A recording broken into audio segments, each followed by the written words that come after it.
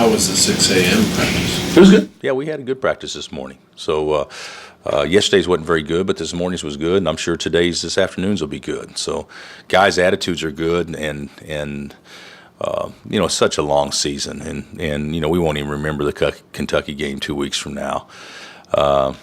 Or until after we get back from Orlando, we won't remember it again. And just like that's the way it works with everybody. Syracuse won't remember last night's game against Cal 3 weeks from now, if they continue to get better. And, I hate to say this, but I'd much rather look bad now than look bad in conference play. Or, it was kind of a panic mode last year. You lose the last game before conference play with San Diego State. And a couple of years ago, it was Davidson, if I'm not mistaken, in Kansas City, and that team went on to go to the national championship game. So there's been some teams actually recover from a disappointing performance throughout time. Hopefully, we'll be one of them. Bill, that 6 a.m. practice, that was already scheduled. You were going to practice twice, or was it because you didn't practice? No, we didn't get a lot done yesterday, so we had to finish up today. We had to finish up today what we didn't get done yesterday. Yeah. You said your players' attitudes are good. Are you at all concerned about their confidence going forward after a game like that? You know what? I guess that's a fair question, but gosh, if you lose your confidence over one game, how soft are you? So if every time in sports that you had to worry about confidence because you played bad in a 40-game season, one game. Just think of a baseball player. If he goes 0 for 4 one game, then all of a sudden he's not ready to play the next day, or anything like. Or if a pitcher has a bad outing, or LeBron goes 4 for 18, does that mean he's not going to be confident the next game? I don't. It could be a little bit of that, because we were definitely shaken in how we played, because when they really punched us in the mouth. But I don't think that'll be the case. Bill, you said after the game the other night you were still kind of trying to figure out who your best players are. I don't know. Yeah. You don't know either. I guarantee you guys couldn't come to this same assumption, everybody. So is that discouraging? Yeah, or with some of your veteran guys that it's not them right now, or? Well, it's I think it's probably discouraging for Wayne and Perry. Because they should be two of our better players without question. They should be our two best players, and they haven't played better than any of the other guys so far. Now I believe they will real soon, beginning next game, and they haven't practiced since then. But it's just Maury plays his butt off and goes 0 for 6, and plays his tail off. A little bit different scoring over 6'6", 6'7", as opposed to 7 foot. So. When you're only 6'6", so there's some things that we have to try to, what happened the other night isn't a shock to us. That's what we've seen in practice and what we knew could be the possible shortcomings of our team, at least early on. But there hasn't been a lot of separation. I really wish that a couple of guys would establish themselves as our best. And our three most talented kids are right now at this stage would be Frank and Wayne and Perry, but there hasn't been. Here's three of our best players, and they haven't really statistically played very well yet. But I know they're going to. So I'm not worried about that. But I do think the young kids need to have some veterans play good for them. We don't need to be depending on our young kids to carry us. They're not ready to do that. We got really good young players that are going to be good, but we don't have Joe and Andrew. That's a different level. And so, but these guys are going to be good, and they're going to be terrific college players and have a chance to play after college. But that's putting too much on those guys right now. You was a scout on Ryder? Not really. So, I'll have I know they're 1-1. I know they play Lehigh tonight. I know they were 9-11 in their league last year. I know that, but to actually break them down, I don't have that done yet. That'll be my assignment beginning today. You gotta get up early tomorrow to do that. Huh? You have to get up early tomorrow to do. I can stay up late. I can stay up late just as easy as I can get up early. One thing about 6 a.m. practices that I failed to realize is, it sucks for the guys, but I think it actually works for the coaches. So that may be something I want to adjust moving forward.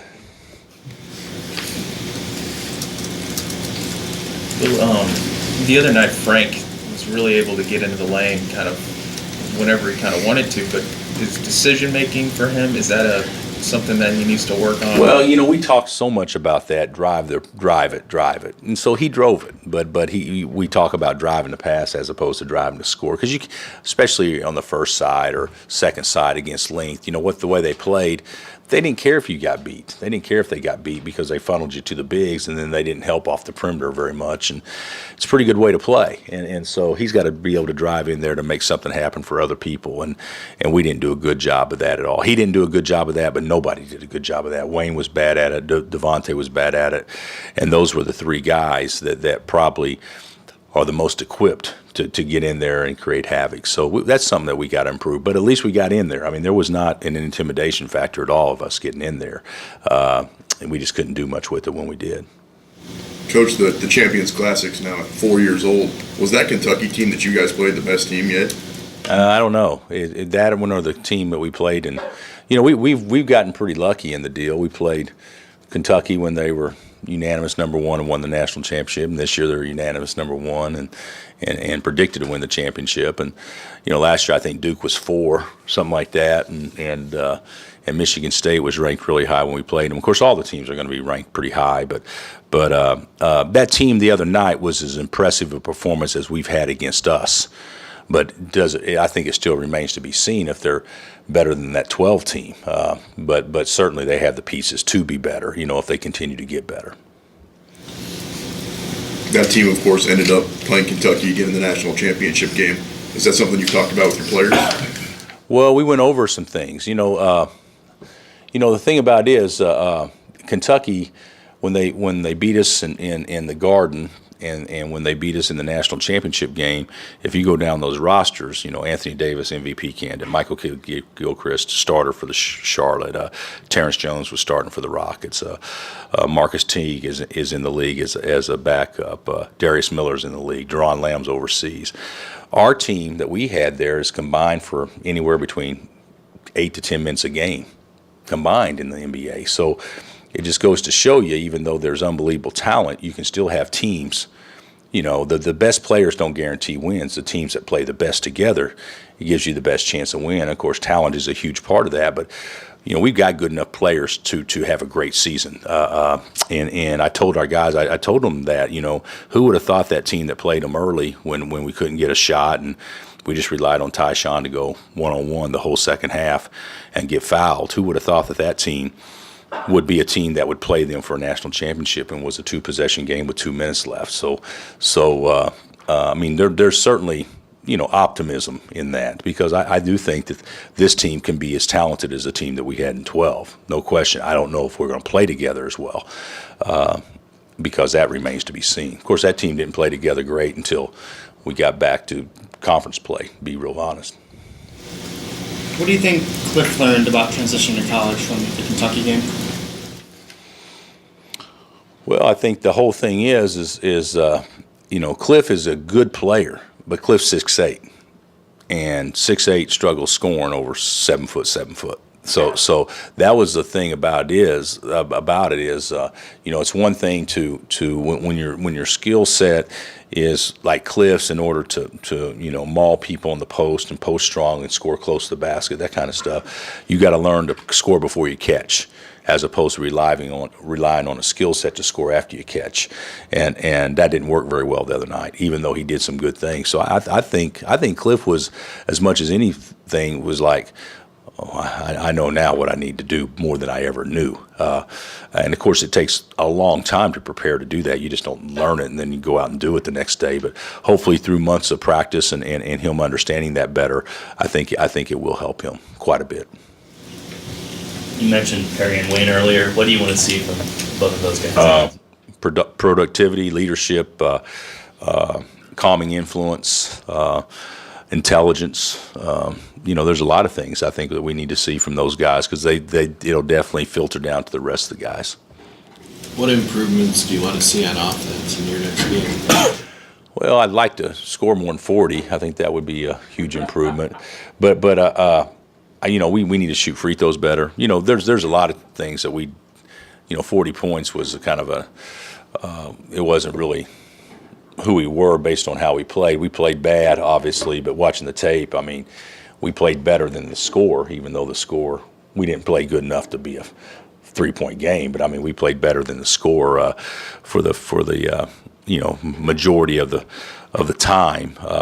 We couldn't make a shot, and we couldn't score over length, and I think that messed with our head, and we started playing individually as opposed to a team when the team stuff didn't work. But we never gave our team stuff a chance. I mean, we never ran offense one time the way we're supposed to give it a chance. So I'd like to see us be able to learn how to score through what we run. We run good stuff, and I really feel like that when guys really understand how you score out of what we run, we'll be able to play out of it and be much more efficient offensively, because we certainly weren't the other day. It'd be like a quarterback, if a play's designed for a 3-step drop, but he takes 5 steps. So the timing's off, it's all screwed up, and that's where we were the whole time. We never caught the ball in the right spot, our screening angles weren't correct. We bounced it one too many times, or we didn't drive to pass. There was a lot of things that we didn't do very well that I think that we can correct, but it'll take a little time. How did Kelly play, and what are you looking for him against Ryder? Well, I thought that Kelly did some positive things without question, but let's not get carried away. You're not going to take any positives from the game from an individual standpoint. I mean, I don't think that anybody stood out and said, you look at him and said, wow, he really played well. I don't think that was one of those games. And what happens is when you play as individuals and you play against some really, really, really good individuals that play as a unit, then you don't look very good individually, and that's kind of what we did. So, but I thought Kelly did some good things. He was, put the ball down a couple of times and got in there nice. He made a nice 3, one of the big keys to that game, and it seems like a minor key, was how their 3-man kept every ball alive on the glass.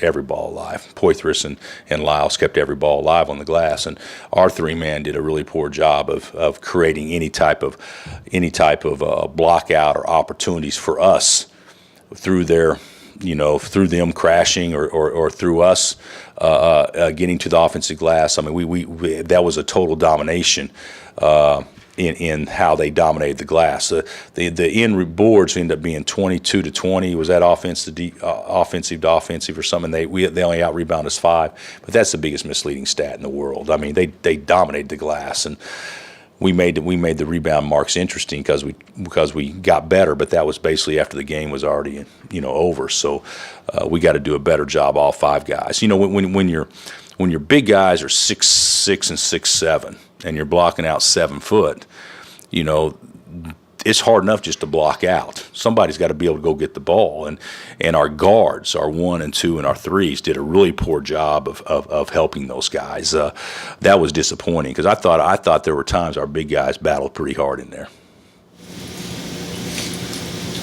What do you think of the Orlando Classic? This game counts as one of those games? Well, I think the Classic will be hard. There's good teams in the field, and we certainly need to get off to a good start and playing Ryder, and we'll look forward to going down to Orlando, just like we did Atlantis last year.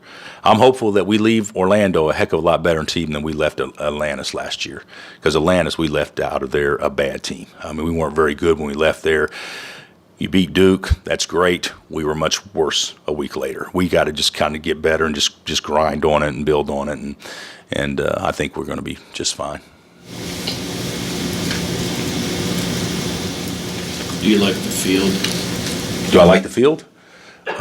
Yeah, I love the field. No, the field's good. I mean, we get a chance to play Ryder, and then obviously Rhode Island. Rhode Island's good. Rhode Island give us everything we want and more, and then Tennessee or Santa Clara, and then on the other side you got good teams on the other side. Highlighted probably by Michigan State, but Marquette and Georgia Tech and other. It's going to be a good field. It'll be a very, very competitive field. Anything else? All right, thanks, Coach. All right, guys. Thank you.